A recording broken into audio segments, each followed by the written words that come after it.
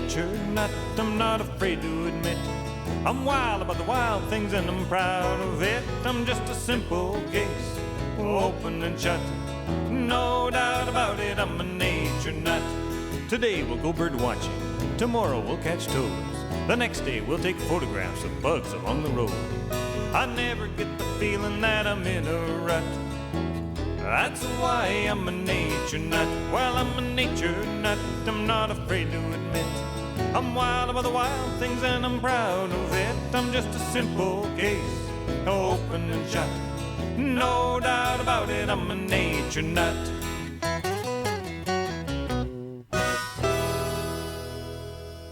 Well, hello there, nature nuts. How are you? Today we're going to talk about pet reptiles in general. And we're going to start with the topic of pet snakes. Now, I know some of you don't like snakes, but bear with me. We'll get to those cute little lizards and tortoises soon enough. But for the moment, I thought I'd show you how well Knuckles is doing. You remember Knuckles? Knuckles appeared in our snake episode some time back when she was a little wee 18-incher. Now, she's a whopping thick, I don't know, 2.5 footer or something like that. She won't get an awful lot bigger, which is good, and she's been just a lovely pet, very healthy, very gentle. My wife named her, by the way, named her Knuckles because she has no knuckles. The snake has no knuckles. My wife has knuckles. 10 knuckles. Not to worry, she's fine. Knuckles is a striped phase California king snake. In the wild, these snakes eat rodents, they eat lizards, they eat other snakes even, and there are occasional reports of them catching and eating rattlesnakes. But that doesn't mean she's dangerous. Even if she got really mad at me, which she never does, she would be far less frightening than an angry chihuahua.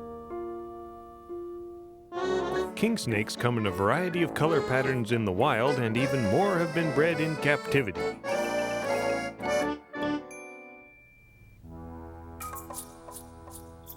You know, a lot of people with dogs and cats will point out that you can't really develop the same sort of affectionate friendship with your pet snake. But the truth is, they do kinda like to cuddle, mostly just because they like body warmth. They don't care if it's you or any other warm object, but warmth helps them digest, it helps them, stay healthy and all that sort of thing. And, what else can you expect from a pet reptile? I don't know. I get kind of a kick out of it. It's a good thing that human relationships are more sophisticated, don't you think? When the main attraction to someone becomes the fact that they're warmer than the surrounding air, you're starting to think like a pet reptile. Oh boy, does this ever feel weird. I don't usually do this, you know.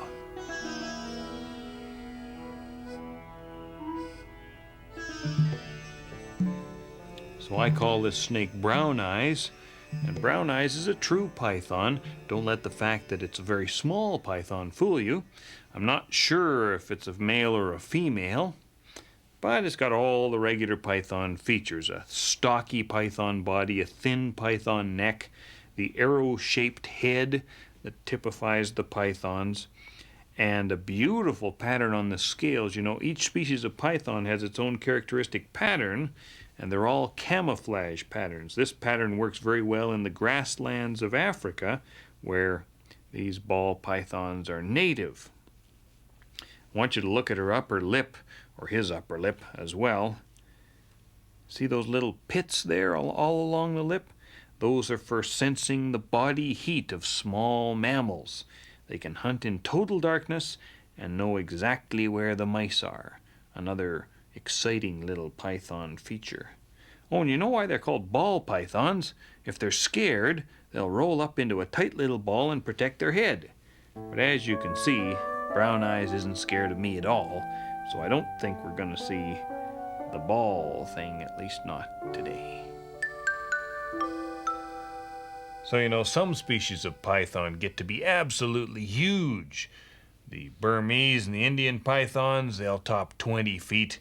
A great big reticulated python or an African rock python, green anaconda, 30 feet or more. That's more than 10 meters. But a big ball python is only going to be about 4 or 5 feet long, less than 2 meters. So, That's a perfectly reasonable, manageable snake. Pythons are so heavy-bodied, too, that they move in a different way than other snakes. They don't whip back and forth in a slithering S-type movement. Instead, they crawl along on their belly scales, using waves of muscular motion along the bottom of the body.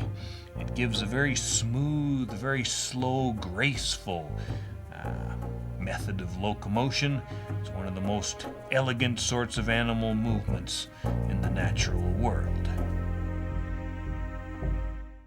You know, nowadays when I go to the pet store to buy food for my snakes, I don't necessarily have to go home with a cardboard box and a couple of live mice. You know what always happens to me? On the way home I decide to buy something else. I leave the mice in the car, they chew out of the box, then you have to catch the mice in your car. Sometimes it can take days. Instead, there's another option. Get myself a pack of frozen snake steak sausages and a 6-pack of mice on ice. In there are 6 little frozen mice, humanely killed, I have been assured, and on the cover, a very cheerful painting of mice having a little skating and skiing party. Very nice. All kidding aside though, it's a much easier, more humane way to feed your pet snakes. Snakes find their food partly by smell, partly by watching for motion, and in some snakes by heat sensing as well.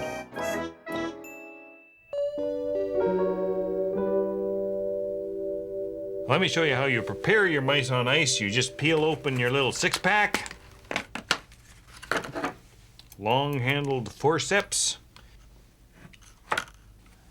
frozen mouse, place it in a container of hot water from the tap, not boiling water, and leave it there for 15 minutes to thaw out. And after 15 minutes, you take out the mouse, make sure it's fully thawed, dry it off with a paper towel because the snakes don't like soggy mice for some reason. Offer it gently to your snake. Hey, Knuckles, mouse on ice coming. There you go.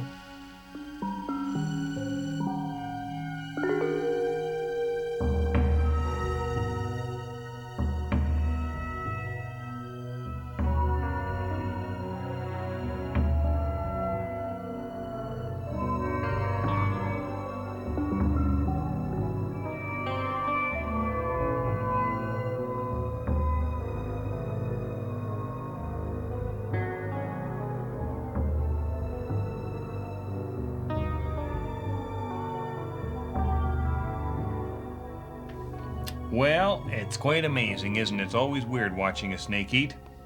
And even though you don't have to kill your own mice this way, it's still kind of gross. But fortunately, there is yet another way.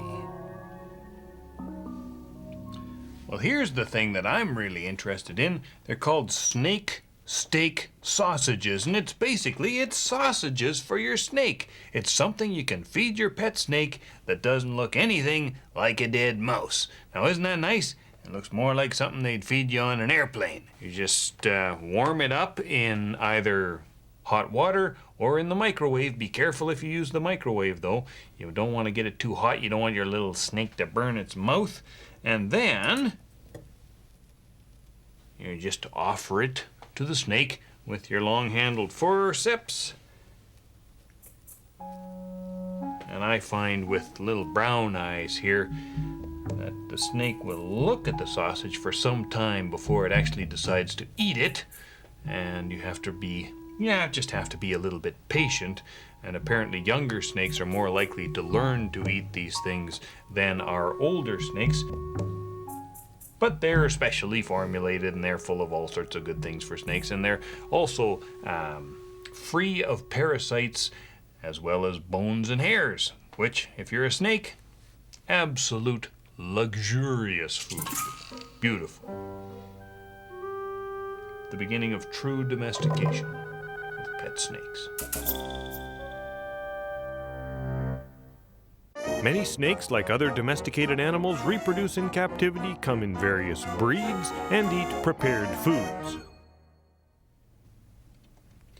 Well, I'm sorry about all the gross stuff in the last few minutes, but just to prove to you that I am a nature nut, I want to tell you, I've gone soft on the mice. Now, the way I see it, this is a really nice batch of mice. Let me introduce you to them. This one here, she's one of the mothers. And the other mother's in here with her litter of babies and with the other litter that came before them. This is my favorite. This is little Badger Face. Badger Face is the cutest, but also the toughest one to catch. Come here, everybody, out of the way, out of the way, out of the way.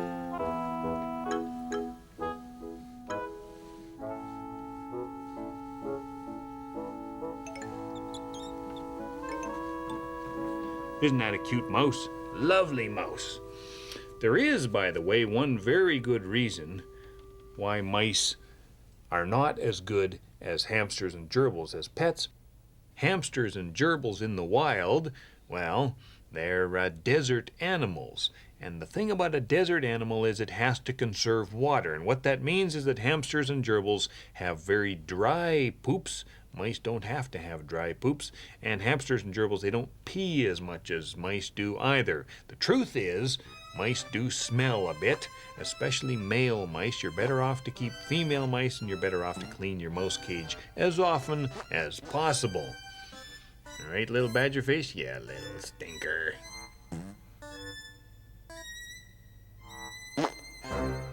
Now, this is Blue the box turtle, and Blue is my oldest and dearest pet reptile.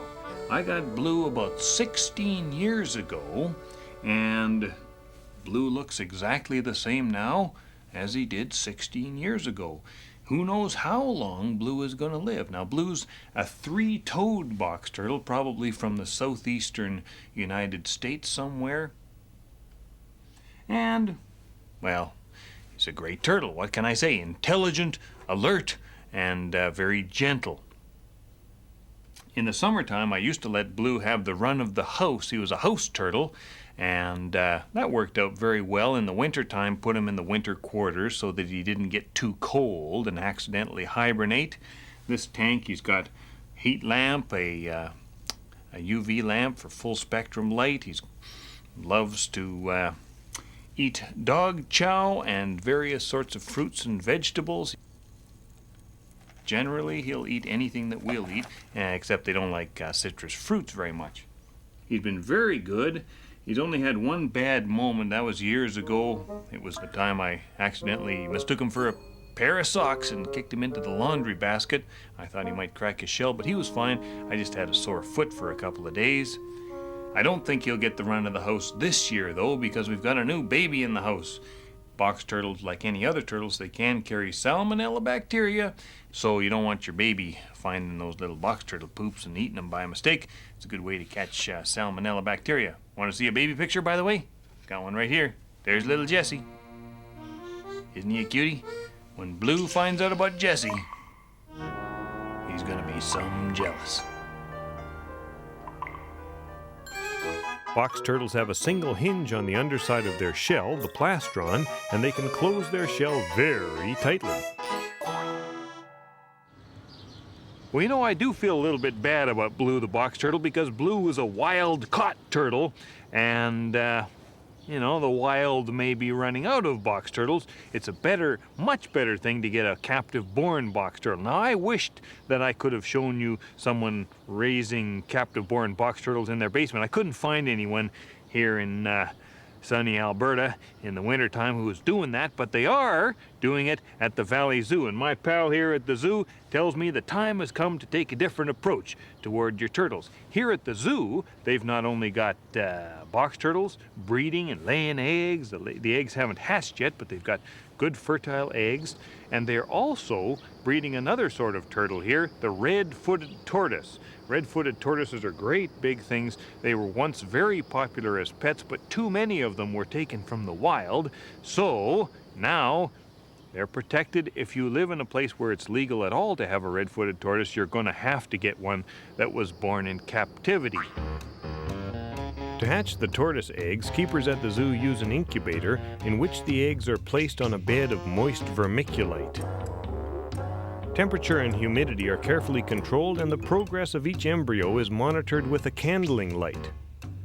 It's much easier to see in person than on television. The single-hinged tortoise at the zoo has no mate yet, but the redfoots have plenty of company.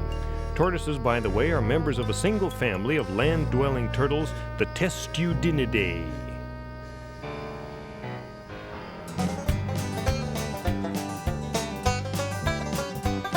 Reptile, reptile with a permanent smile. You've got good style, reptile. Reptile, reptile, they stick around a while. I'll gladly walk a mile for my reptile.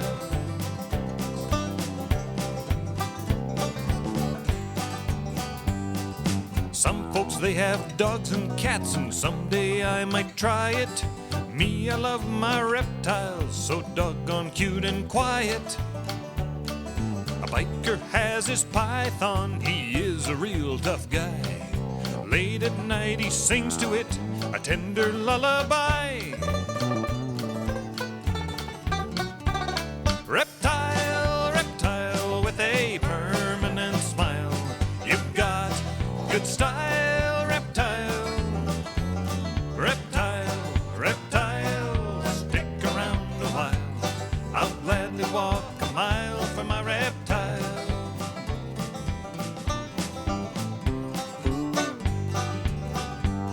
I love my pet iguana, and she loves me, I know.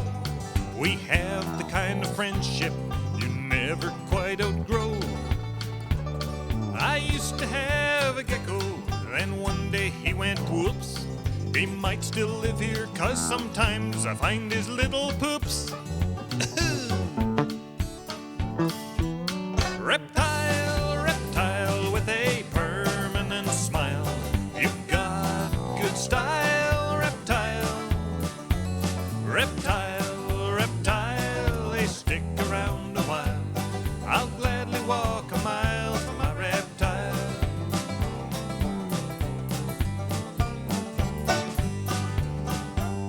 I bought this little turtle in 1981.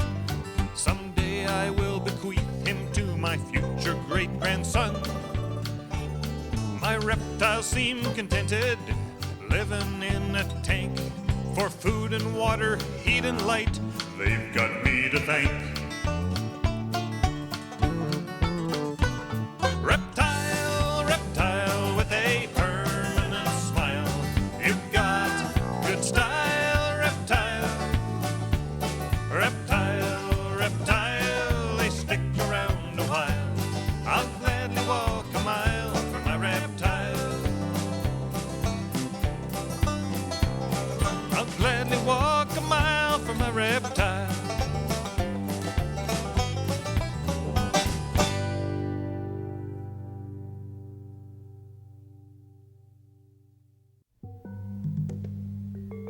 Now let me tell you the story of my friend Dina Arnold. Dina is the owner of an iguana lizard that she got as a Christmas present, and when she got it, it was a very cute little iguana like this one here, no bigger than my index finger. A little vegetarian lizard, a very calm lizard, and a very gentle, beautiful, delicate lizard.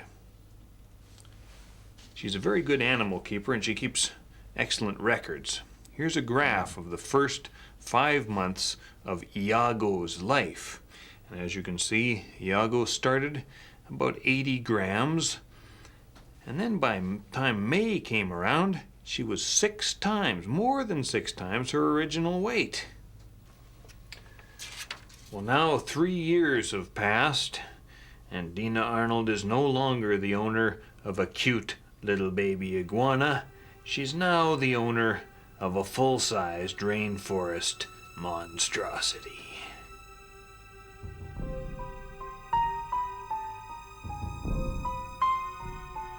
Iago, she lives in a plexiglass room the size of an everyday closet. Her human comes in for a visit most days to bring food and remove her deposits. Iago likes women, she doesn't trust men. From her buddy she'll even take spinach. She'll be licking her lips while her jaws go snip snip till the vegetable treats are all finished. It's an odd kind of friendship, but friendship it is, based on mutual trust, not affection. They look at each other like alien beings, trying to find a more pithy connection.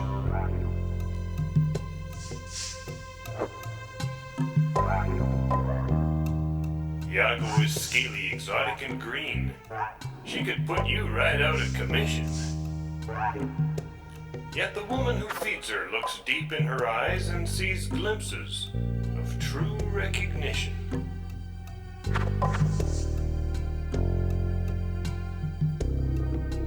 The life of a lizard is mostly laid back, so she basks and digests and reflects.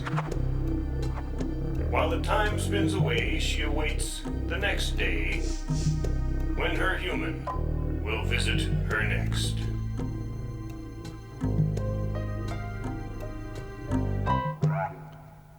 Well, I guess we're just about out of time here, but I thought I'd tell you, when I was a kid, I was very fortunate. My folks let me keep just about any sort of weird pet reptile that I could afford, although they did have one rule. Remember, no alligators. Oh, man, and I thought that was so unfair. In retrospect, it was a very sane rule, a very good rule. Alligators and caimans, they get to be very big, very unmanageable, and pretty soon you find yourself flooding your basement to find a place for them to live. Not a good thing. It's a good thing that we can't get them as pets anymore. And just one more thought. If you're interested in what the best pet lizard is, this is it. Leopard gecko, much smaller than an iguana, very gentle, very beautiful, and I've heard rumors that there's a commercial leopard gecko diet being produced now too. So isn't that lovely? Another fully domesticated reptile. Soon they'll be so domesticated it'll be just like dogs and cats. We'll see high society people with toy pythons instead of toy poodles. We'll be able to go to the grocery store on the corner and buy snake snacks and turtle tidbits, and they will join our little world of pet critters. Wonderful. Fully domesticated. I hope I'm never quite that domesticated myself, because I'm a nature nut, and I hope you are too. See you again soon. Want to go back to your hiding box there, Panther? Yeah, I'm going to join. Bye.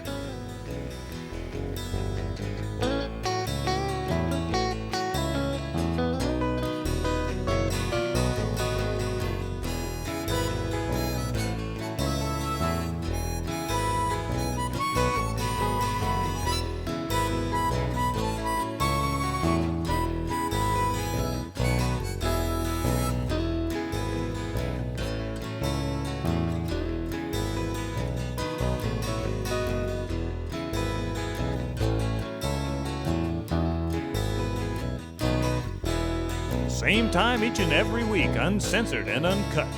No doubt about it, I'm a nature nut.